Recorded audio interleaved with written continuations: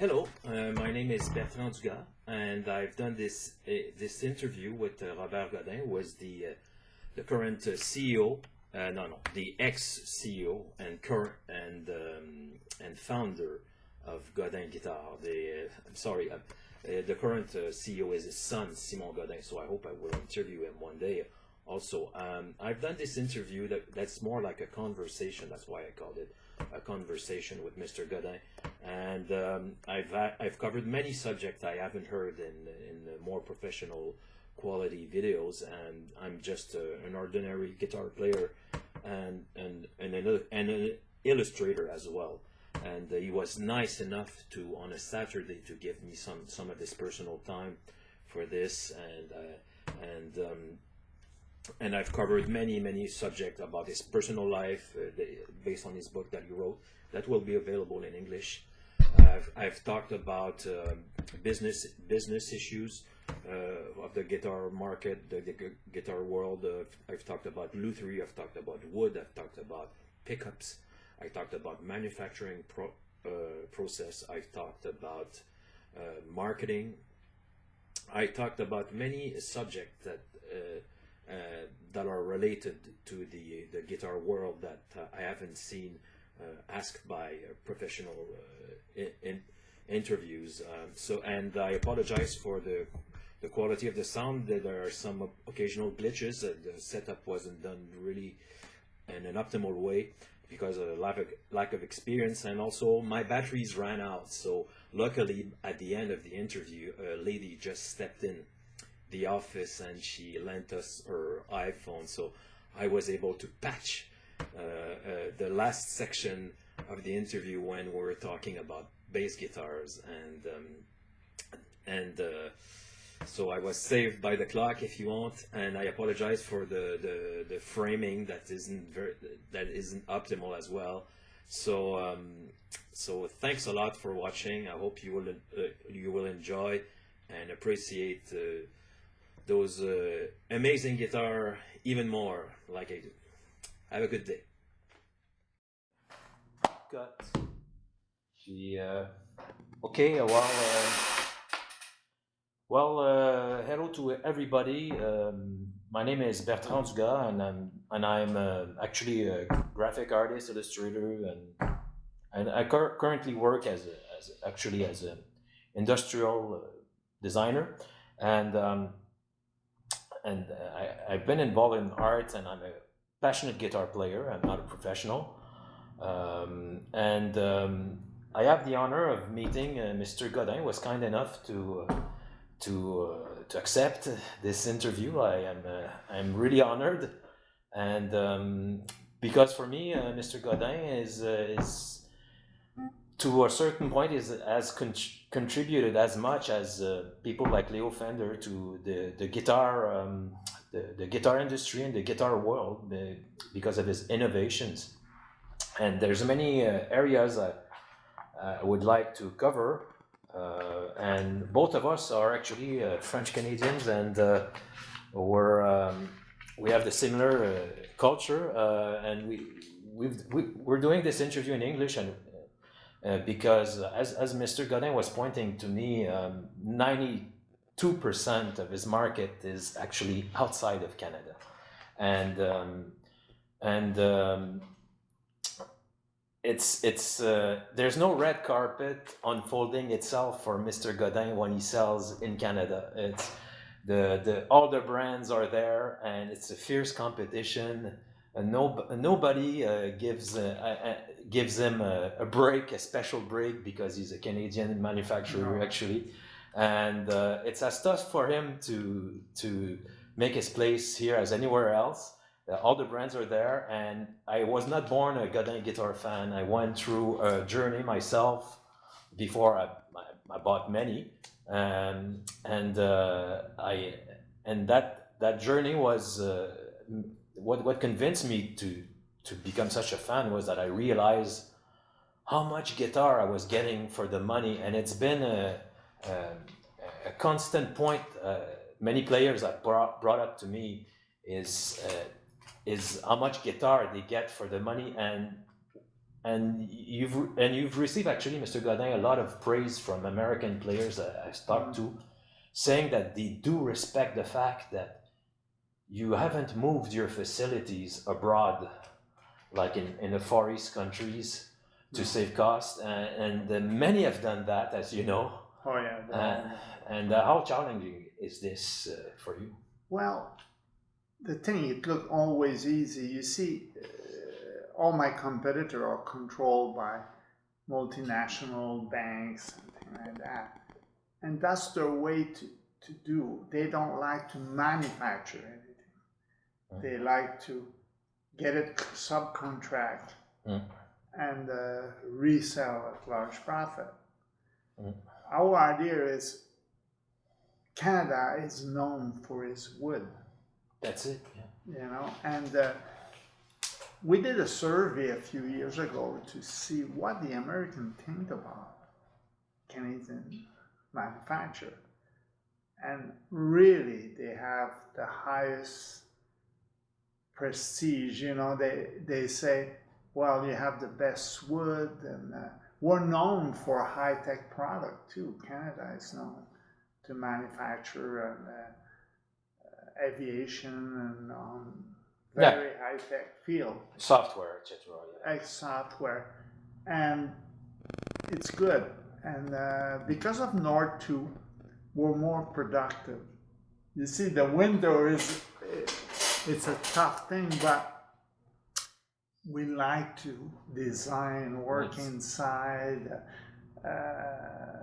It gave us some energy, extra energy to go on. But speaking about wood, and this was one of my many points I wanted to bring. I've heard you said in an interview in Radio-Canada, French interview in Radio-Canada, that it takes about 2 years for a guitar, for a plank of wood to become a guitar until it dries up and it's ready. It's more 3, but 2 is a minimum. You see, there's scientific way to dry wood by, using some oven. And, I've seen that with the PRS factory, like for their Indonesian-made guitars. I've seen a video, and that is what they're doing. They're drying it up with some kind of a vacuum system. We don't do those things. We let the wood we heat the wood at about 120 degrees, which is not too high, very slow with big fan to let the air circulate. And it's the best way. It takes more time, but when it's dry, it's dry. Okay. So all this wood is basically... This applies to the solid body guitar, because I would expect like a serious manufacturer like you to go to that organic way of producing guitar, like letting nature basically do its own work. Do its own work. But is it true also for your solid bodies as well? Oh yeah. I mean, okay, I'm talking in general. Like the spruce, the spruce top on an acoustic guitar. It's a minimum of 2 years before we touch it. Before it's ready, the moisture content is... Yeah, you need 6.5% of moisture content. You need some, but the average people dry wood up to 10. Below 10, that's where it takes time. Because I see a lot of Far East Asian guitar being dumped on the market, and they go at crazy low prices, and I have nothing against this if you don't have the money and it's your first guitar, but I don't think these guitars will age well because of that reason. No, and they cover the wood with a thick plastic finish. That's it. And then they remove. I mean, the finish takes 30% of the thickness. You know, it's just amazing. Then they don't need a perfect dry wood. Yeah. See? And a cut vibration. Yeah. So. But it goes fast. You see, it takes, when we put a guitar in production, it takes 6 weeks before it arrives in the box. Yeah. And speaking of wood, still speaking of wood, we were saying that many people like the Canadian wood, and it's not a chauvinistic thing. It's because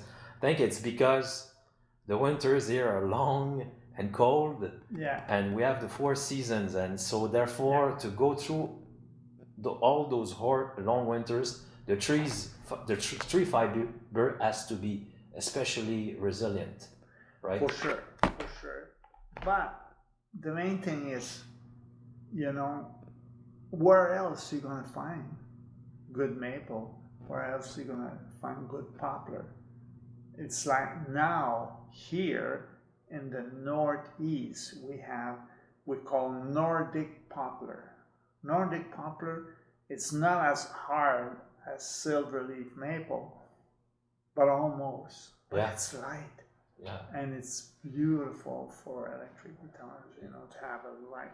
Yeah, I've seen some companies doing really artistic tops, really cool artistic tops with poplar. It's a recent trend. You would see it, as you know, we've seen it a lot with flame maple. Yeah. But now it's getting better, so maybe it's an avenue you're going to take. I've seen some really artistic looking tops with the poplar. It's not supposed. No. They use something else. Yeah, okay. At all. Because it's too soft. Huh? It's too soft. It's too soft, and you don't find this figure. Okay. You know, that's maple's got.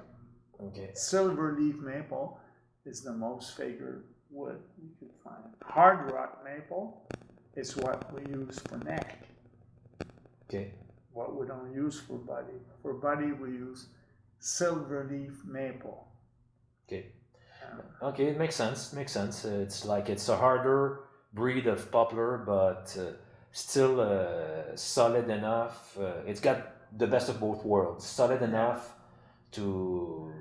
Well, big silverleaf maple is good for acoustic neck, not hard maple. Hard maple is good for electric, but not for acoustic.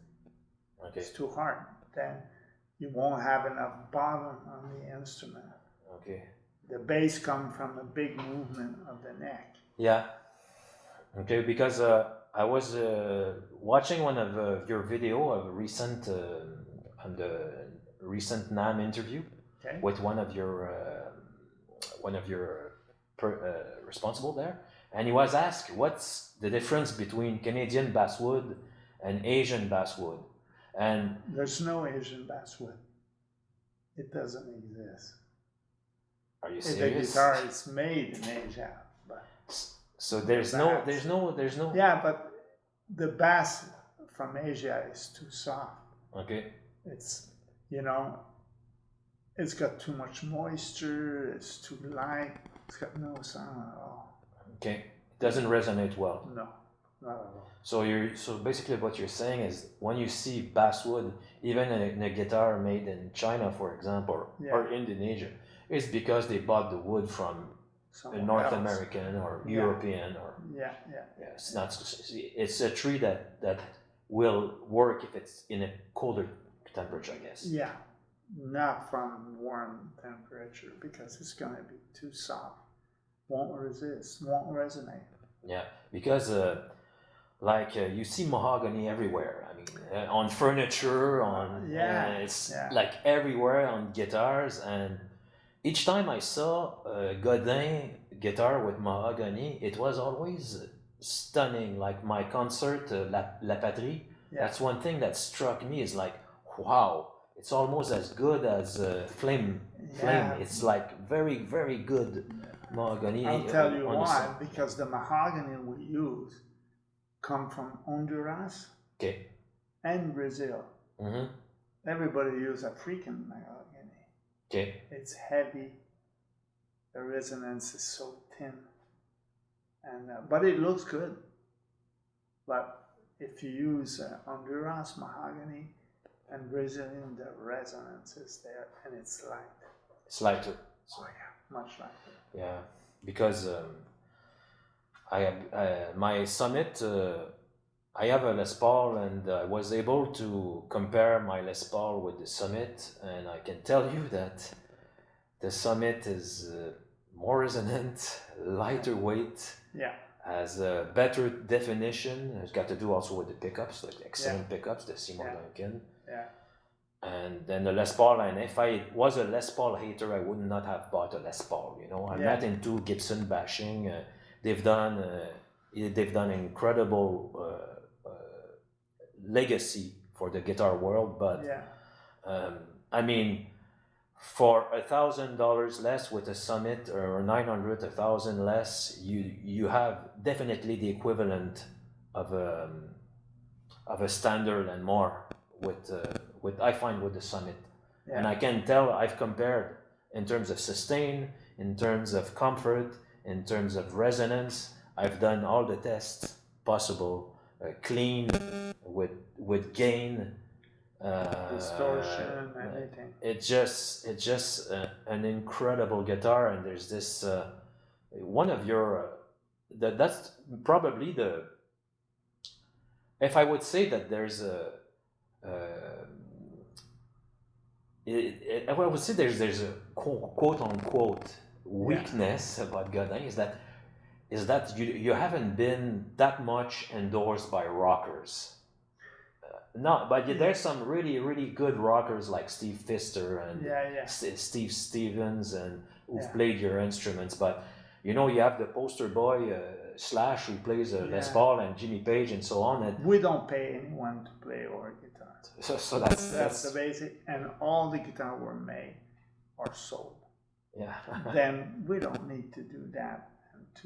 And then the people who play our guitar, they play because they like it. Yeah, because there's no shortage of celebrity players also. No. With your instruments. No. And I was and previously to the interview, I was mentioning that, you know, like to him in an informal conversation, that most artists in the music business get their exposure with a hit. They write a hit song, and it enables them to, after that, step in and make the other material known.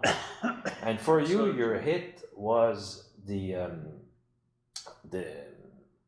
Multiac. Yeah. And his grandfather, previously the acoustic caster, was endorsed by the boss himself, Bruce Springsteen. Yeah. And the Multiac, I think, is played by just about everybody. Yeah. From heavy metal player to Leonard Cohen to you name it. Yeah.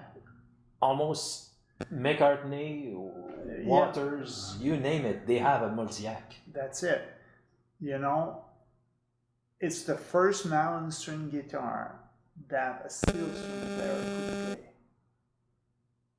You know, the classical guitar, for instance, they have a flat fingerboard. It's a torture instrument, because if I say put your fingers straight with no effort, you're going to have a slight arch. Mm-hmm. If I say now put it straight, you have to force just to put it straight. Then I did this little can you bring it nice here. I did a little arch. Okay. You know, all those details. It's exactly like my normal pose. Arch. I go there. Then you put, I think, 40% less effort. Bar, and it gives you more power. It's not so.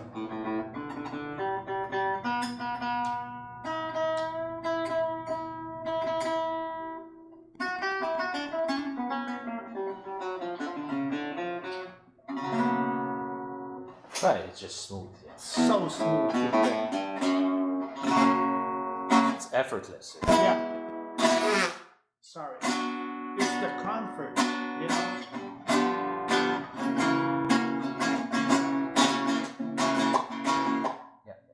it's effortless playing. Exactly. Yeah, and it has enough resonance to you can play it. I have an anecdote to tell you. Okay. I was at one of your dealers in Quebec City. Yeah. I don't need to advertise. You know him. Yeah. And there was a man who was looking for a solid body nylon string, and he was torn between the Yamaha and yours. Yeah. And or with a plain acoustic, whatever the brand. And I was telling him, if you buy a multi-ack, it won't be louder than your usual TV. So in your hotel room, you won't bother anybody. No. And you'll still have enough sound to hear yourself well. This one's got a lot of sound. Yeah, it resonates well.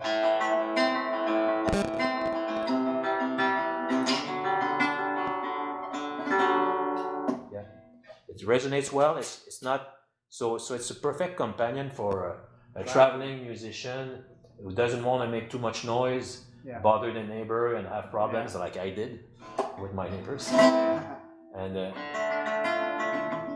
And you can plug it, and we were talking about technology and the fact that Mr. Godin broke new ground with the guitar world, and as I was mentioning, and it's not an exaggerated statement to say that Mr. Godin and his team changed the guitar world, because they innovated with many things, not only the acoustic, the craftsmanship or the lutherie part, but with things like a MIDI output that enables synth access and so many sounds. Like I've seen, you can all see it on YouTube. Steve Stevens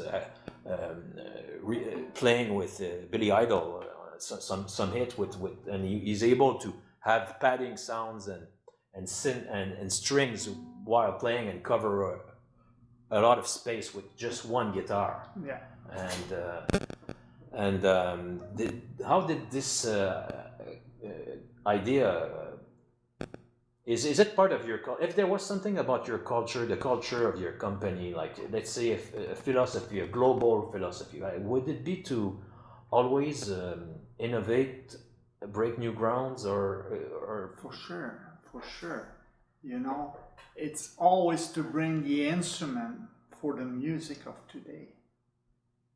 Mm-hmm. See, today, wow, everything, you can get so many nice things with computer. You can home recording. You can do all these things, and you don't need a lot of equipment. And what we try to do is bring instrument ready for all this, and it really makes the difference. Like the electronic on that, we just completely, the guitar you hold in your hand now is the new generation of multi-act. It's got the MIDI output. Yeah, but MIDI goes out of fashion, maybe, huh? No, not necessarily. Still strong. No, not strong. No, it's not strong. It's just that it's a niche market. It's a niche market, but the one who really wants it, they're gonna find them there. Because I've seen a British music composer for movie stuff. Okay. Oh yeah. And I've seen him demoing the multi-ack, and he was playing with what's called patches of sound, which are samples played by philharmonic orchestras, and he was playing with his multi-ack, and it was amazing. It was a one-man show playing a philharmonic orchestra. Yeah. And the sampling was a very, very good quality, and enough for movie production. So I guess so innovation would be and one thing that also, as I mentioned, is I saw you in a French interview saying jazz guitar is many times for many players it's just not affordable, And you had a point, because when I see an ES 175 or 335, just to name those, I'm not into Gibson bashing. As I say, I own one, and they've done incredible. You have an incredible legacy. Just the question is not why do these your guitars are not that affordable. The question is, why are they so expensive? More, I would say, because as you were saying, a lot of those jazz guitars are just like the price of a Toyota or something. It's just doesn't make sense. It doesn't make sense, you know. And if you're well equipped and everything, it doesn't cost that much more, you know. Then I made affordable jazz guitar who sounds amazing, adapt for the music of today, and just the right size and.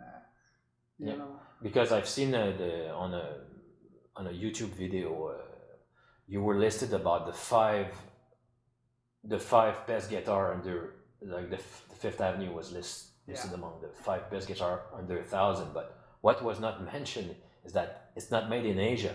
It's made here with the real wood, with top wood and really good varnish that doesn't muffle the sound, that doesn't. That's it. It's lacquer.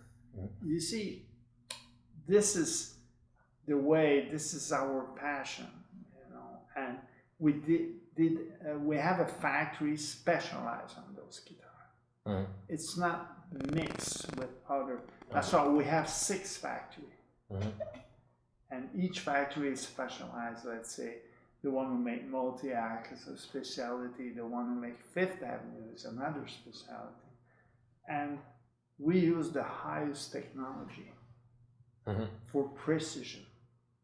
Yeah, because consistency. That's one thing is that your guitars are not made for the lawyers, the dentists, I mean, I'm just saying, I have nothing against lawyers and dentists. I have friends that are lawyers, and it's just like, as we all know, for some people. Buying a $5,000 guitar or $6,000 guitar is no issue, but for most musicians, it's not the case. Most and you're enabling many people to have access to professional quality at prices where people don't have to diet on instant noodles for years. No. Because I've seen a video where a virtual friend, a very charming fellow, a British classic rock, he was talking about how he bought his Les Paul with his credit card, and it took him 2 years to pay it. Just for me, it doesn't make sense. It's not supposed. You're not supposed to starve yourself to buy a quality instrument, right? Anyway. But there's a minimum, but everything is affordable. And also, we don't sell to agent and thing. We sell direct to store. And you save a lot of money. So you try to cut the middleman. The middlemen. So you go directly, and that's a problem I see in the industry. I see a lot of complaint about quality of guitars, but I suspect like a lot of the issues about quality with guitars I've seen with Gibson and so on is that they've started selling online a lot and forgot about the dealers. And when you're selling online, the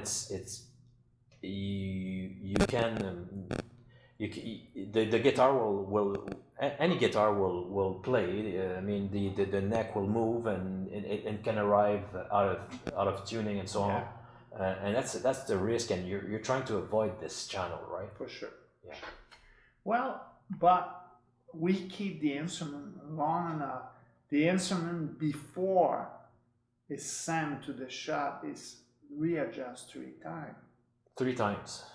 Okay. Because when you put tension on the neck, it takes about 10 days that your neck is going to do a movement. Okay. Because, an average tension is about 200 pounds of tension on the neck. Then, after a few days, you have to readjust the truss rod. If you don't do, your action is going to go higher, and it's not going to be correct. If the action go higher, intonation won't be good too. Everything changes. That's why we take the time. It takes a few minutes more, and we readjust. Okay. Yeah. Because this kind of thinking is actually typical of someone who has a luthier background like you, Yeah. who became a manufacturer. And what we've seen and we're seeing now, and the Gibson case is notorious, is that I don't like to mention other brands. well, no, it's not me. Yeah. I'm allowed to say it. Yeah. It's free speech. I'm not Yeah. I'm not into a Gibson bashing. As I say, I have a lot of respect for the legacy. But it's just one example of many. And it's not only them. CBS, you could say, and many companies. What happens is that they lose root with their passion. Yeah. They lose the root with the tradition, and it becomes all part of a business scheme to make money, which is normal. And you don't come from that background. You come from a luthier background. Yeah. And how do you reconcile the business necessity to sell, make a profit, with keeping excellence and of your product? And it's complicated because, you know, Steve Jobs and Steve Wozniak is one example. They were really good creator, and they struggled at some point with their company because of that, and it happens to a lot of creators. Well, you know, you have to set the goal and say, who you make this guitar for? Who's this people? And you have to reach the goal. I mean, you know, to make a very expensive guitar is very easy. You take your time, but to make a guitar at the right price, it's very, very precise. There's no excuse, oh, because it's cheaper, the action is higher. It doesn't have any sense. It has to be at the top level at any price. And that's why we have many factories, and we have different teams. But do you surround yourself with actually business people and lawyers and so on to make sure that, okay, we've done this project, like let's say for example, there's a guitar that's just amazing, and art and lutherie, 12 string, under $600. It's just incredible. I forgot, it's one of my guitars. Oh, okay. Yeah, how many you have of my guitar? About 10, and I'm not rich. So but you see, we produce 6 brand names. See, Godin, Seagull, Simon and Patrick, which are my 2 sons. I know. Who owns the company. Art and Lutherie, that's the 12 string. Yeah, but when you arrive with those just amazing specs, top wood, top lutherie, and so on, and that price, do you have an accountant who arrives with you and slap you on the finger and say, no, Mr. Godin, you can't do this? For sure. A lot of them. Everything has to be precise. I mean, your assembly, your cost. You see, we own all the buildings we have. All our factories are not in a big town. They're all in the countryside. And that helps to diminish the cost tremendously. Tremendously. Just our head office here. It's almost, it's on the island. It's on the island, but at a place that's almost like country, it's like a remote place. Well, it's near the airport for us. It's very good. But, you know, all the rest, it's... So one part of your secret is actually to Offcenter your production to maintain the cost at reasonable levels. And pay well our employees. You know, we have people who work for us for 35 years. And that's one thing. I'm kind of superstitious about buying some guitars that are not made with love. And I don't have this worry when I pick up one of your instruments, because I feel that there's been a lot of love given by the factory worker. It's unbelievable. And you know one thing? 80% of our workers are women. oh yeah? Yeah, they like make guitars. Yeah. They're there in details. Yeah. Guy, they like the big machine and, you know, but when it comes to put together a guitar, it's all woman. Yeah, well, it makes sense, but some people with the politically correct culture we have would say that it's stereotype. But I would agree with you. Most women I've met are very meticulous. So For sure. doesn't mean guys are not meticulous. No, So, but as you say, they have this. and they're the ones who stay with us, you know, because they love this work. And the environment. We have this beautiful, all the factory are climate control, air conditioning, dust free. You take care of your people, because I've seen a video about another company I will not mention, and sometimes it's very they produce very good, very flashy guitars, really cool looking. But the ugly truth behind what's going on in the factory is quite depressing, and for me as a consumer, I try to be ethical, and I'd like to encourage the business who do things in an ethical way also. So I don't have this concern. That's one of the many things. It's because it's not I'm from Canada and Quebec, and Mr. Godin's from. It's just a hazard that made it my journey, because I say I was not born a Godin guitar fan. I became one because I analyzed the market. I love the Fenders, the Gibsons, the Gretsch, the PRS as much as anyone else. I actually have a Gibson, a Fender, and an Ibanez, and a Yamaha, and maybe I'll get a Gretsch one day. I'm just saying, I became a Godin guitar fan because I went through a journey, and I compare how much plus I was given for what I was about to pay for a guitar, and it always made more sense. That's been my experience, and it's been experience of many players I chatted with also everywhere in the world, and I think it's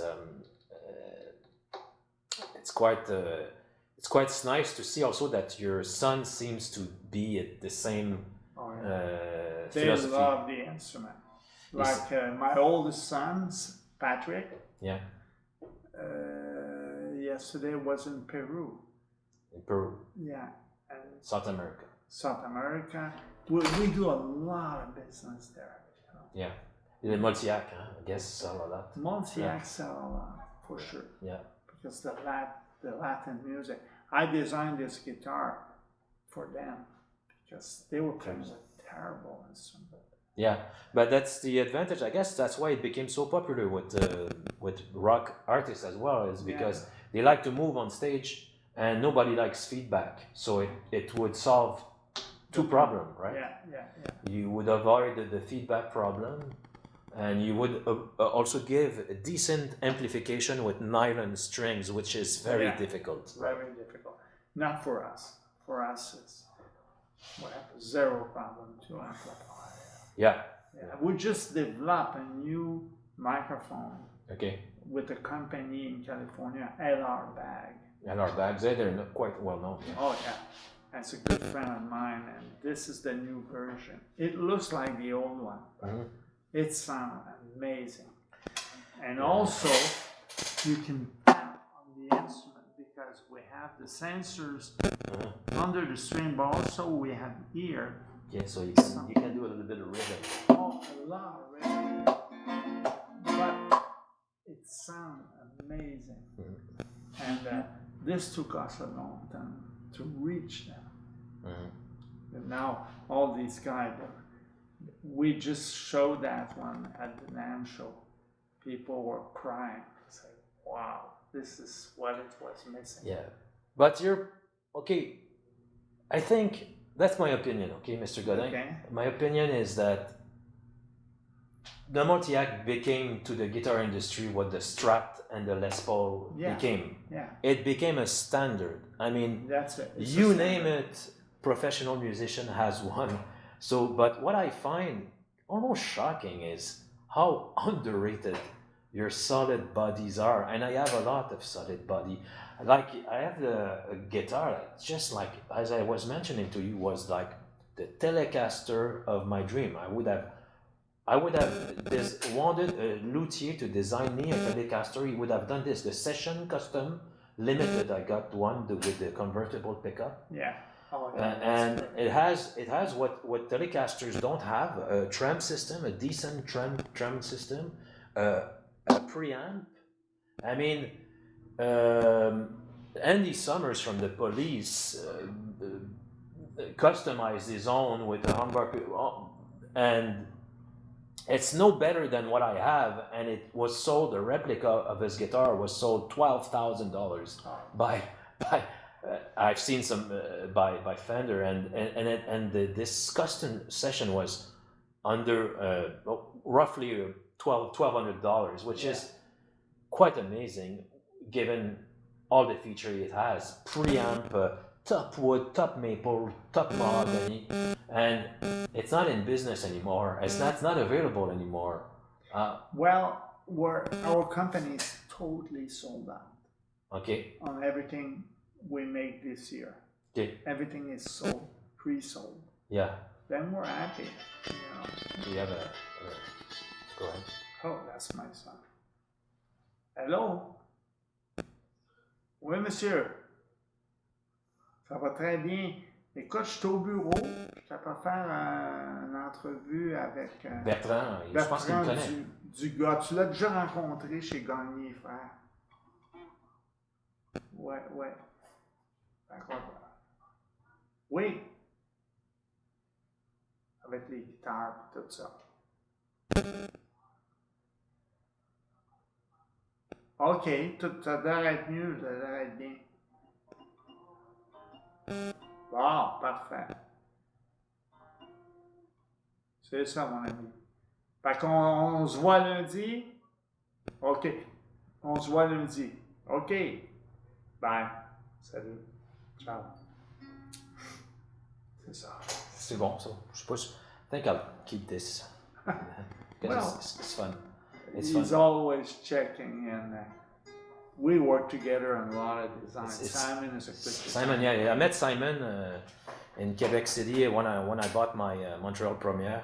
He was there with one of his rep, and I was really reassured by the way that the legacy. He's going to keep up with the legacy, the philosophy.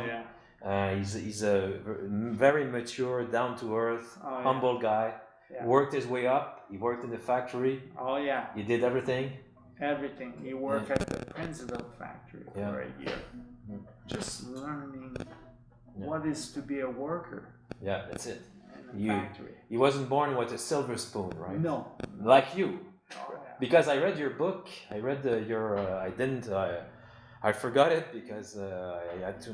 Anyway, I'm a distracted person sometimes, but in your book you bought your first guitar with your own paper boy money. Yeah. It was an Harmony.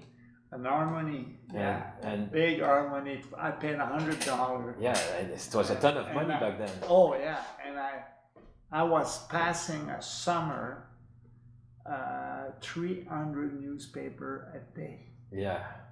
And I bought my own guitar with my own money. Yeah, you always worked very hard, and because there's one thing, my interview has no rigid structure. As long as I cover the main points, so we can go now with more of his personal journey and history. Because I read his book, and his book is available in French. Probably an English edition coming. We work on it. Yeah. But we realize that the English one, we have to change a lot of things. Yeah. Because there's a lot of, address in Montreal that people from New York won't know. We're going to make it more international, the English. It's going to be the same idea. Yeah. But it's the book sold very well. It was easy to read. Also, it's not. No, it goes well. I liked it. the writer is, that's a lady called Joanne Mercier. She's amazing, and she did a good resume, and there's because what has to be known is that you were operating and teaching guitar in a music store in one of the what used to be a prosperous. It's not anymore.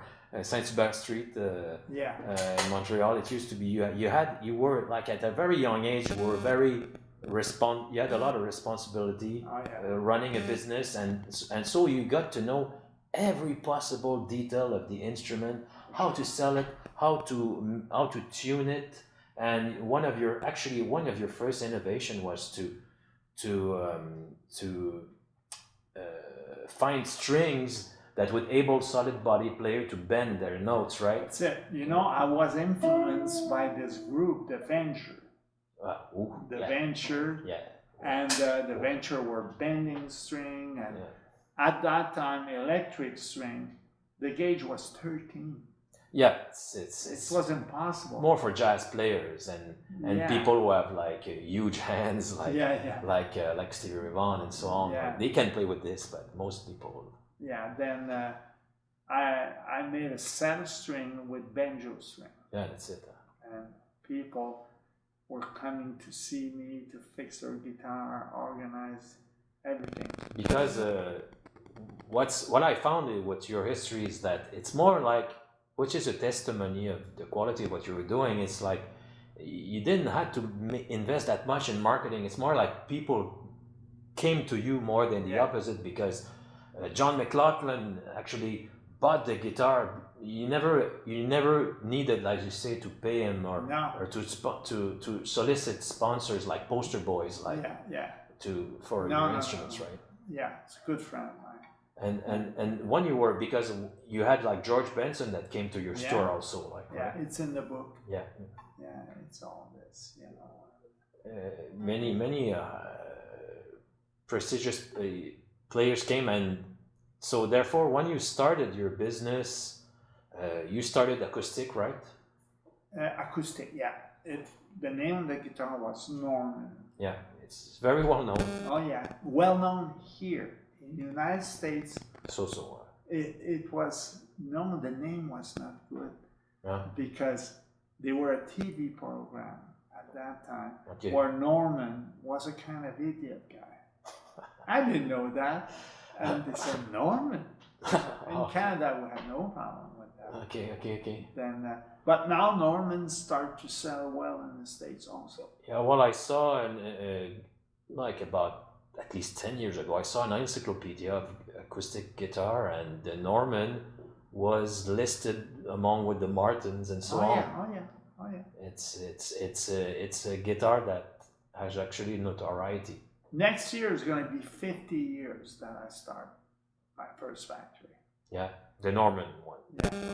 Yeah, 50 years. Because we were talking about wood and cost and so on, but what helps you also to sell, professional quality level guitar at prices most people can afford, and is that you had with this Norman factory access to a ton of wood. Oh yeah, definitely. Because it was like a window manufacturing. Yeah, it was a window factory, but wood window factory. That's it. In 70s, people were changing their window, their wood window for aluminum. So he was kind of. Then he had to reinvent himself. Yeah. To follow the needs. Then we changed all of this. Yeah. It's like now I have a very thing that I'm very proud. Is the intonation, like this new neck. I can show you something that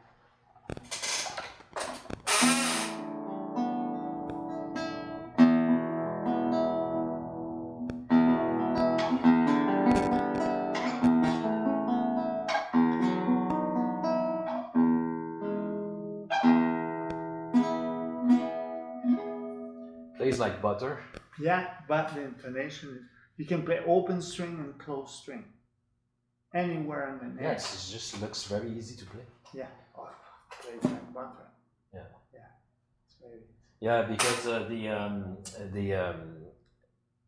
the wood that you use a lot, and there's in this day and age where we talk about the environment and do you use a lot of local woods that are abundant and have those tonal qualities. Yeah.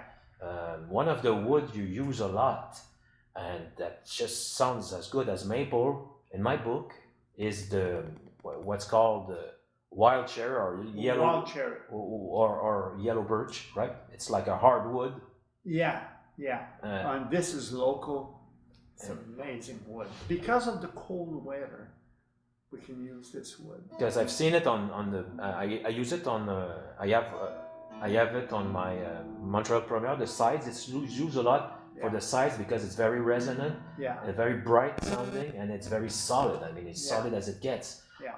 One question I always ask myself about this wood is how come it's not that used on necks? No, for neck will be a little bit too heavy. Yeah. Okay.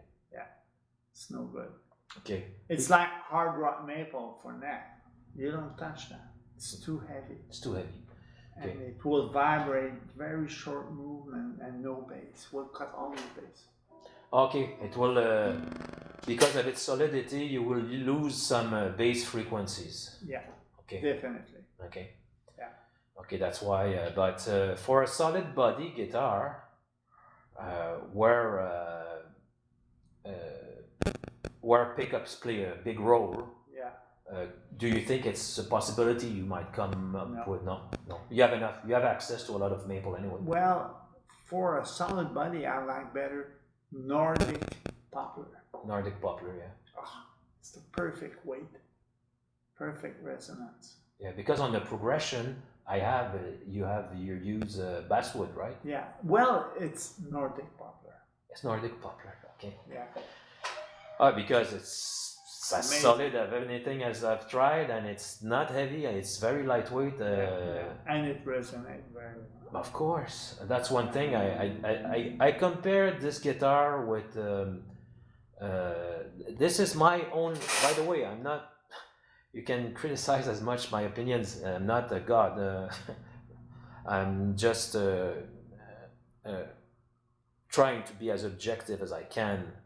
And I've compared it with a Fender American professional player, and that was double the price, and I did not got double the guitar. Oh, no. The sustain on this progression was good, and what convinced me was a video made by a British virtuoso player. Okay. Name is Michael Caswell. Okay. And did a very, very good review of the progression a couple of years ago. And he's gone now. He had an accident. But I had the chance to communicate with him, and he was very, very true gentleman and very talented. As I was mentioning, he has a lot of tutorials that are available, and he would play Jeff Beck better than Jeff Beck himself. Wow. So. Do you think your gear is okay? Battery. Is, it's like okay. So second part of the interview, we were talking about wood, right? We were talking about the usage of wood, that you use a lot of local woods that have luthery quality, tonal quality. Tonal quality. Right now I'm in his showroom, and I'll make eventually I'll move the camera. Dans la boîte qu'il y a là. Yeah. Ah oui. Ça, c'est des planches, vois-tu? Ici, on a travaillé, on a des nouveaux manches faites en... On va essayer de voir si on peut voir ici. On voit il y a 3 pièces. Okay, okay.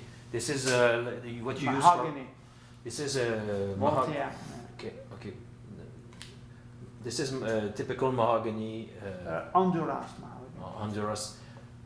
Yeah, that's as I mentioned. You probably can't see it really well with the camera, but you can see how lots of definition in the motifs. Yeah. And once the lacquer is on, I mean, it's just striking. I have this on my concert, La Patrie concert. Yeah. It's just, it's not cheap mahogany. It's just, No. it looks like it's very, very high end. Very high. Yeah, and this wood is reputed to have like will give more bass presence, right? Total resonance. The range is very nice. Yeah. Yeah. And these woods are fairly abundant, I guess, or No, it's just people. Furniture is made for looking, okay. not for functionality. Yeah. You Okay. see, they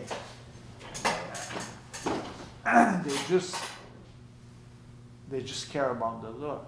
Us, we care about the resonance. Yeah. Then we have machine who tests the tension of the wood. Okay. We're the only one who do that. Okay.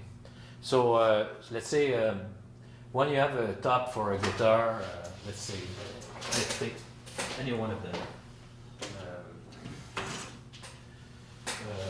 Many of your guitars, I noticed, have like solid wood, more solid wood on the sides. Like I was saying, many times it's a local Canadian wood, like the wild cherry. Yeah.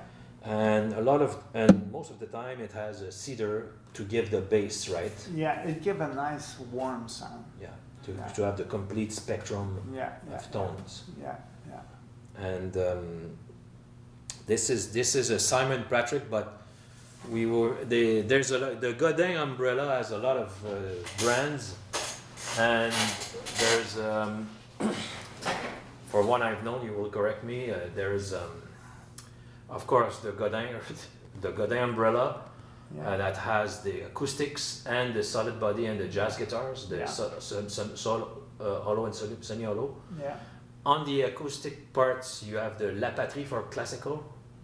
You have the Seagull, the Simon Patrick, and the Art and Lutherie, and the Norman, and the Normans, and the La Patrie, and on top of it, that have their own personality. Personality, shape. They say, "Oh no, this is a very old." Oh, it's not tuned at all. Oh no, it's not tuned. But anyway, I have to take it. It's No, use this. Okay, you know it from all those years.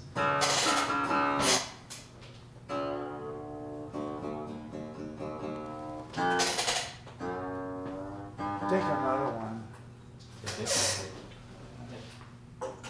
Take this one. Maybe this one is.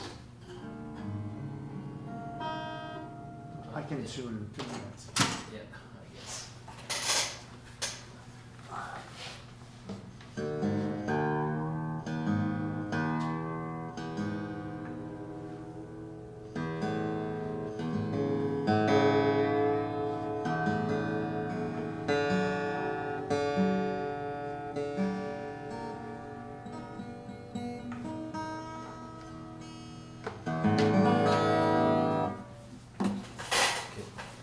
So when you name it in the book, you say that you name it Simon and Patrick in honor of Simon and Garfunkel, right? That's it. I was looking for a name, you know.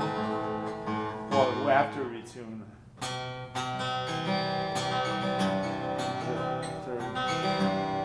Not so bad.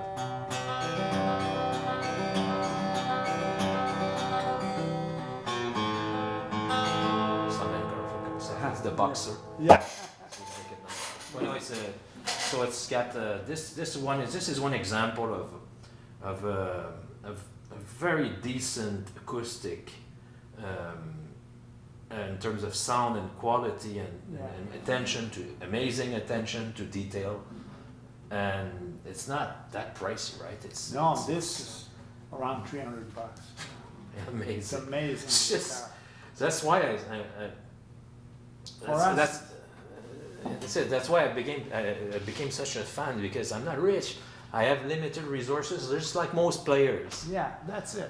And but we make good instrument for a good price. Yeah, for and some. That's the reason we're successful. Yeah. We don't exaggerate. Yeah, and you don't spend that much money into expensive marketing strategies. That's it. That's it. That I mean, it's more like a pull marketing than a push marketing, right? The quality of the product attracts. Quality brings the customer. Yeah, and as I was mentioning previously in the interview, you're able to reach that balance of bringing quality, craftsmanship, and along with the business reality. Yeah. You are present. You do some marketing. You're present at the NAM, right? For sure, always. Yeah. Always. Which is quite expensive, I've heard. Oh my gosh, it's a fortune. Yeah. It's a fortune. Is it bringing something? For sure, because it's the biggest trade show in the world. Yeah. Then people from all over the world come. Yeah. There's 1,500 exhibitors. Yeah. Can you believe? Yeah. Then you see everything. Yeah, and the thing about the NAM is that people are constantly looking for new stuff. Well, and the thing is, I find that you've done so many models in the past. Yeah. I don't think you need to bring something new. Actually, you need to resuscitate certain models. Well, some like this multi-act. Yeah. It looks the same, but we restructured the instrument. It's a new bracing, new microphone. Yeah. But it's still a multi-act. Yeah. But completely new. Yeah, because like I made a list of great guitars you made that are not there anymore. No. We're gonna reissue, sometime. Like you've reissued, for example, for this year the Radiator. Yeah. Right. And I've tried the Radiator and with what you at your. I have one there though. You see the white one, the third one from the wall. Okay, I'll go and pick it up. Yeah, the third one. Has as much resonance as an acoustic. It really vibrates in your hand, and just maybe that's still in tune. You can practice with it. It's got great humbuckers. It just when you play it, it just vibrates, and you can tell it's gonna have a lot of sustain. Oh yeah. And what I was told is that don't be fooled by the pickguard. Well, it's just a pickguard. It's a wood guitar. Yes, and it's a trend. It's a look. It's a nice look for the young guys, and they love this look. But my own subjective marketing analysis of the market, and it's just an opinion, it could be wrong, is that it seems like the young folks want to play fast and shred. For sure. And you have companies that, like Ibanez, who are very strong in that field. And you had some models that could definitely be as good as those guitars, like the Freeway, there are other models like the Artisan, the Velocity, and they're not there anymore. But you see, we stopped. We can't make that many guitars. That's it. And it's good. Then we stop them for 5 years. In 5 years, we're gonna do a reissue. That's it. So, like this is a reissue. But the old Radiator had single coil. Yeah, but I've seen some very good, For sure. some very good reviews of it. Oh yeah, but this one's got incredible humbucker and resonate more. It's amazing guitar.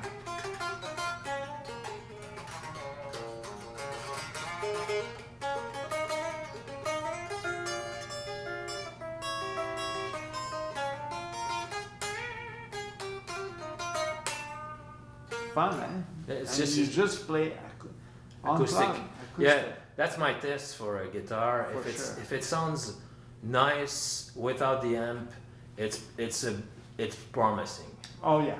It's a promising. If the guitar's got no sound acoustically, don't even change the pickup. It won't give that. Yeah, and that's another question. I have a million questions for you. Good. And another question I have is, I find your match with Seymour Duncan just like the perfect match.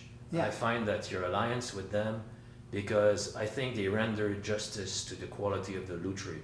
Because Yeah. We have our own pickup too. another question, Yeah. are those pickups made in association with major pickup manufacturer, or Yeah. you have it's all made in-house? No. Okay. We do because we go to these companies. I don't want to. All the other brand, they use those winding. It's a coil, Mhm. and they have $1 million machines so precise Yeah. that You it's can be, better to go and say I want this wire, this wrap, and they make it perfect. so you understood that you cannot be a jack of all trade, right? That's it. Yeah, so you're dealing with those because like you work with bare knuckles also. Bare knuckles. We work with Lolar, Jason Lolar. Lolar, yeah, with Jason Lolar. with some of your jazz guitars, your P90. Yeah, I think you had the Lolar is known for his P90. yeah, He's like the guy for Yeah. P90. but you like me, you like P90s, and Oh, I like P90. I like them because they like the best of both worlds. Yeah. They have this issue with the distortion. They tend to That's some Well, like but it, some the can new P90s are much quieter. more quieter, yeah. Yeah. But me, I just love it, and that's why I went for the convertible. I found Yeah. the convertible with That's a great pickup. 3 pickup in one. well, yeah, for Well, you can have You the have P90, a great the humbucker. 3. You're right. It's 3. The humbucker, the single coil, you know, Yeah, I you're mean, and the P90. Yeah, good point. And because I find that it's just like the perfect pickup for me, because it has the advantage of the definition. Yeah. Because for me, an electric guitar has to sound good with distortion. For sure. And what I find with many pickups is that they sound muddy. Yeah. They don't have, when you are strong and you will try to do arpeggios, they will not, they will sound blurry. Yeah. And your pickup you choose, I find, We have a good test day. them so much. yeah, That's why we use many brands. yeah, Because, you know, for a certain sound, you need this, you need that. yeah. Then we use whatever is the best. Okay, and as I say again, it's quite amazing that you can have such a quality, solid body. At this guitar is under $700, I believe. Around that. And If I remember, it's about 700, but Yeah. it's a professional guitar. it's professional quality. I think Yeah. it can be split. No, no, not these. No, but At this price, no. they're amazing. You know, it's I- a short scale, 24 3/4 scale. It's just very comfortable, lightweight, and lots of resonance. Very solid also. Yeah. It's carved, right, inside. Yeah, it's all carbon. It's all carved. That's why you have the resonance. Yeah, because that's another question among the millions of questions, is that since you I see a lot of people in the guitar business that are in the solid body guitar, who have no background with acoustics, and it shows when they make solid body guitars because they don't have this resonance, and you, it's the opposite. You started acoustic and you stepped into this solid but hyper competitive solid body guitar market. Well, yeah. But you started as a subcontractor actually for This for is many brands. something. Yeah, I was a subcontractor. Yeah. You know, I made for all the American made. All of them that you cannot say for legal reasons, Yeah, right? not legal, by respect. You Okay. know, they've been nice to me. Yeah. They give me, at that time, Yeah. I didn't have the money, and They respected you. yeah, they respected me, and I respect them. You know. Yeah. As I say, I'm just being critical. I think Gibson has an incredible legacy, and I'm not into. But you see a guitar like that, it would be $2,000. In the $2,000 and up for sure. Oh yeah, for sure. For Yeah. sure. And now And, it's about 700. Other manufacturer would be in the 2,000-3,000 as you Oh say. yeah, oh yeah. And it's just that's why I got so many of them. It's because I could afford them for one thing, and it just made perfect sense for Yeah. me. Yeah. When I was looking for an instrument, I would look. Okay, is this the keys? Do they hold well? The nut, sure. is it like cheap plastic? No, it's graphic. It's not all graphic. a lot is the wood. The wood, well, it comes from I'm not. The least of my concern is the quality of the wood. Yeah. That everything is just top. Yeah, the And, bridge is amazing. It's got a lot of resonance. Yeah. So the fact that you came from an acoustic background and you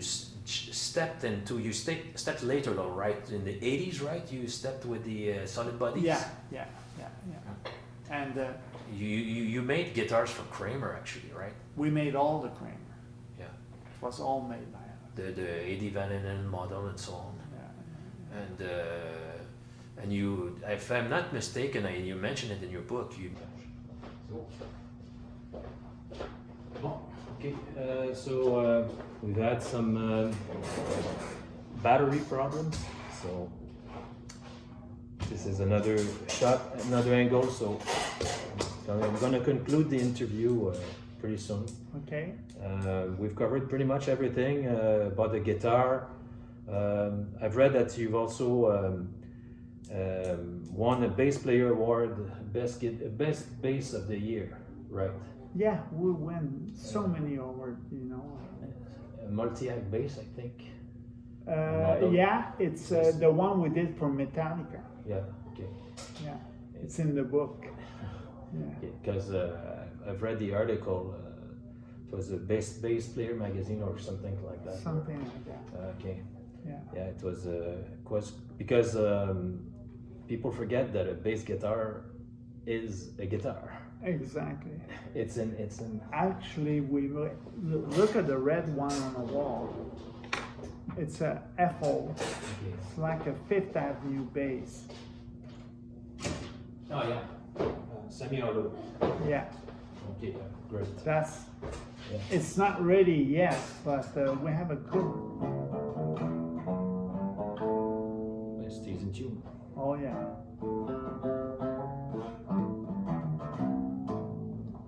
It's got a great tone, acoustic. Oh, you can play it. Yeah. Acoustic, yeah. Yeah. And it's got those P90s. P90s, big magnet.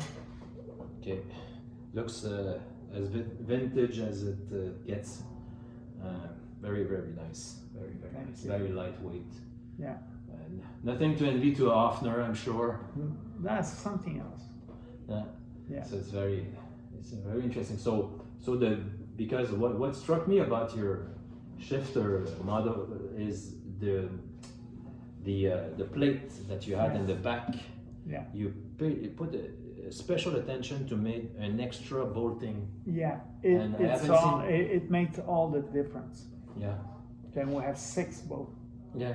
I've seen that nowhere. No, no. But it's the biggest problem of the bass. They, at the end of the neck, they try to lift a little bit. Okay. And with this, they stay straight. Okay. That's part of the lutherie side of that you master so well. Yeah, yeah. And that makes the difference because we associate you with guitars, but you excel as well with bass. And are you have also a fretless model? Yeah, yeah. I don't see it here. It's probably in the warehouse, but okay, because the multi-act, then again, bass are very very good fretless. Yeah. 5-string. And I've seen I think the bass player from Fleetwood Mac uses Fleetwood Mac use our John bass. McVie use one of your shifter bass. Absolutely. Then again, I said to myself, if it's good enough for him, It's good for you. it's good for me. So, but Okay. that's why. So that will conclude our interview, and Okay. thank you for your time, Mr. Godin. And It's my sorry pleasure. about the technical problem with the montage, but it's I think you covered quite a bit. yeah. And the thing is Next that, time you'll come at the factory of course, and you'll do I live. can't say no. Can't say no. Okay. It's very interesting. I'm a very lucky guy, and I'm honored by the presence of Mr. Godin, my hero. Thank you. My pleasure. Okay. Bye bye.